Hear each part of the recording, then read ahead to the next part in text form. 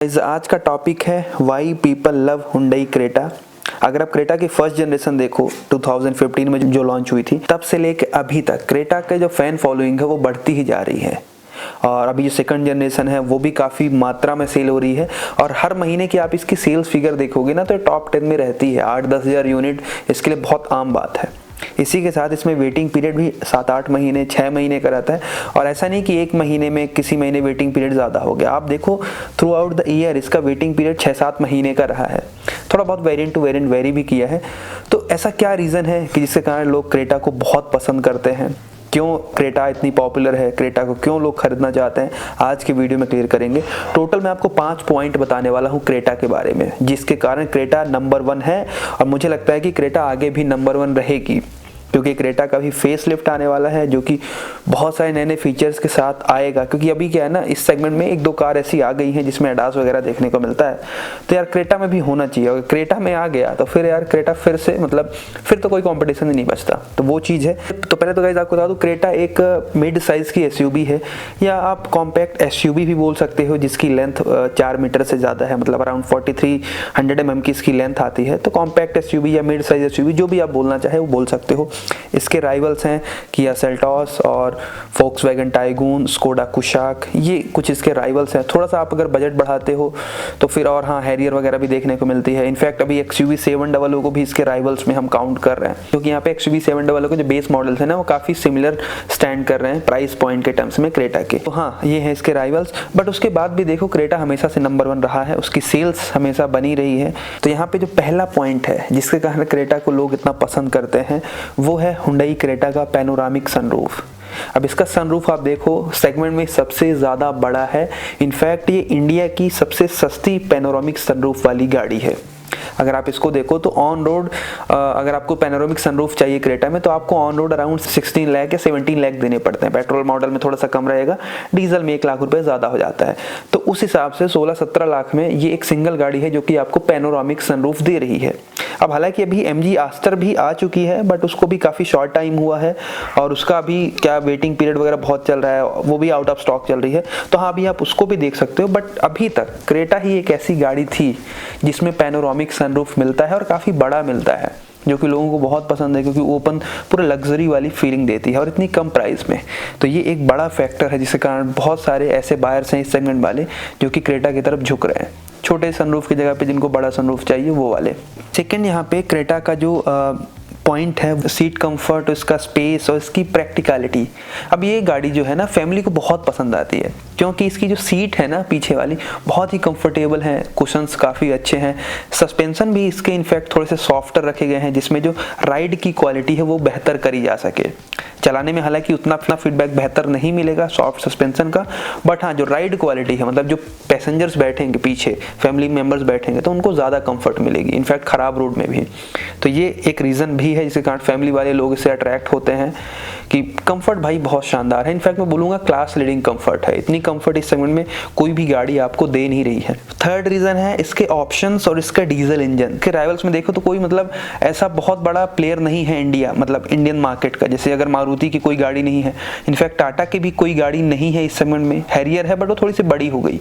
इसके राइवल्स में Kia Seltos है जो कि वो भी अच्छे यूनिट्स में सेल हो रही है, फिर स्कोडा कुशाक है, टाइगून है जो कि अभी मतलब मार्जिनली सेल हो रही है, कोई लोग उसको ज़्यादा खरीद नहीं रहे हैं। तो यहाँ पे क्या हो रहा है ना कि क्रेटा एक हुंडई का प्रोडक्ट है और इसी के साथ क्रेटा की तरफ एडवांटेज ये है कि इसमें पेट्रोल और डीजल इंजन दोनों हैं। तो जैसे मान लो फॉर एग्जांपल मैं एक एग्जांपल लेता हूँ कि अभी क्या हो रहा था कि एक फ्रेंड है मेरा, उसको MG आस्टर बहुत पसंद आई और वो उसको खरीदना चाह रहा था, लेकिन उसको चाहिए था डीजल इंजन। तो डीजल इंजन में तो आस्टर है नहीं, तो फिर फाइनली जाके वो क्रेटा खरीद लिया। तो मतलब ऐसे बहुत सारे केस बनते हैं यहाँ पे। जैसे किसी को स्कोडा कुशाक बहुत पसंद है बट उसको पेट्रोल इंजन नहीं खरीदना, डीजल ही चाहिए, डीजल का ऑप्शन ही नहीं है, तो यहाँ पे फिर वो क्रेटा या सेल्टॉस की तरफ जाते हैं। तो फिर क्रेटा सेल्टॉस में फिर बहुत सारे फैक्टर आ जाते हैं कि यार बड़ा सनरूफ मिल रहा है क्रेटा में तो चलो क्रेटा खरीद लो।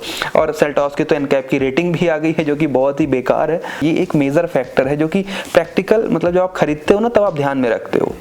क्योंकि देखो अभी क्या हो रहा है, डीजल पेट्रोल की प्राइस बढ़ रही है ना, तो लोग डीजल को भी प्रेफर कर रहे हैं। और वैसे भी एसयूवी में मेरा ऐसा मानना है कि डीजल प्रेफर करना ज़्यादा बेहतर है। पर्सनली अगर मुझे जैसे अगर इस सेगमेंट की गाड़ी खरीदना हो तो मैं डीजल में खरीदूंगा। और MG आस्टर मुझे भी बहुत पसंद है, मुझे जो उसका इंटीरियर है बहुत पसंद है, लेकिन उसमें डीजल इंजन ना होने की वजह से फिर मुझे क्रेटा ही खरीदना पड़ेगा या सेल्टॉस ही खरीदना पड़ेगा। ठीक है, तो वो एक फैक्टर भी यहाँ पे ऐड हो रहा है कि ऑप्शन वेरिएंट्स के क्रेटा के पास अच्छे खासे हैं। इनफैक्ट अभी क्रेटा में तो एक एग्जीक्यूटिव करके वेरिएंट आता है, SX एग्जीक्यूटिव, जो कि थोड़ा सा SX जो पहले था उससे कम में मिलता है, जिसमें आपको इंफोटेनमेंट नहीं देखने को मिलता, तो उसकी कॉस्ट बच जाती है। आप अपने अकॉर्डिंग फिर वहाँ पे इंफोटेनमेंट लगवा सकते हो। और हाँ, सनरूफ उसमें भी देखने को मिलता है। अच्छी ब्रॉड यहाँ पे वेरिएंट्स की लिस्ट है, डीजल पेट्रोल इंजन दोनों ही मिलते हैं आपको। पॉइंट यहाँ पे मैं ऐड करना चाहूँगा वो है सर्विस एंड नेटवर्क। अब हुंडई की सर्विस हम सभी को पता है कितनी बेहतर है। तो ये ना हमें जैसे हुंडई का प्रोडक्ट है क्रेटा, तो पहली जनरेशन गाड़ी काफ़ी अच्छी लगी क्योंकि कॉम्पैक्ट SUV थी वो एक, ठीक है, मिड साइज SUV थी, तो पसंद आ रही, लोग खरीदते गए। इसी के साथ उसकी सर्विस में उनको कभी प्रॉब्लम नहीं झेलनी पड़ी। हमेशा हुंडई का प्रोडक्ट है भाई, आप देखो तो ऑल ओवर इंडिया अराउंड इनके हुंडई के 1200 प्लस आउटलेट हैं, और मारुति के बाद यहाँ पे ये सेकंड प्लेयर है, आप ये भी देख सकते हो। तो उसकी वजह से ना कभी सर्विस करवाने में, नेटवर्क की अवेलेबिलिटी में कभी क्रेटा यूजर्स को प्रॉब्लम नहीं हुई। जबकि आप देखो अगर आप MG लेना चाहो या इनफैक्ट कोई भी लेना चाहो, सेल्टॉस, कुशाक, इसके जो भी राइवल्स हैं, टाइगून, सभी में नेटवर्क की प्रॉब्लम आएगी। छोटे शहर में ये अवेलेबल नहीं होंगे। तो एक मतलब जो छोटे शहर का बंदा है जिसके घर के पास हुंडई का शोरूम है, तो वो सिंपली फिर उसके पास कोई दूसरा ऑप्शन बचता नहीं है, ये राइवल्स नहीं लेगा, वो डायरेक्टली आके क्रेटा ले लेता है। और क्रेटा वैसे भी ये सारे फैक्टर्स में भी तो फुलफिल हो रही है। फिफ्थ पॉइंट अगेन इसकी ब्रांड वैल्यू पे डिपेंड करेगा, हुंडई पे डिपेंड करेगा। क्रेटा की रीसेल वैल्यू वो भी बहुत अच्छी है, और ये धीरे धीरे हुआ है। मतलब फर्स्ट जनरेशन में ऐसा नहीं था कि फर्स्ट जनरेशन में क्रेटा आई और लोग उसको पसंद करने लगे, धीरे धीरे हुआ। और अभी काफ़ी टाइम हो गया, 6-7 साल से क्रेटा मार्केट में है, और फीडबैक बहुत अच्छा है कस्टमर का, तो इसका रीसेल वैल्यू भी बहुत अच्छा है। और जिस गाड़ी की रीसेल अच्छी होती है, ब्रांड वैल्यू एक बन जाती है, तो फिर वो लोग ज़्यादा खरीदना प्रेफर करते हैं। तो ये भी एक फैक्टर है यहाँ पे।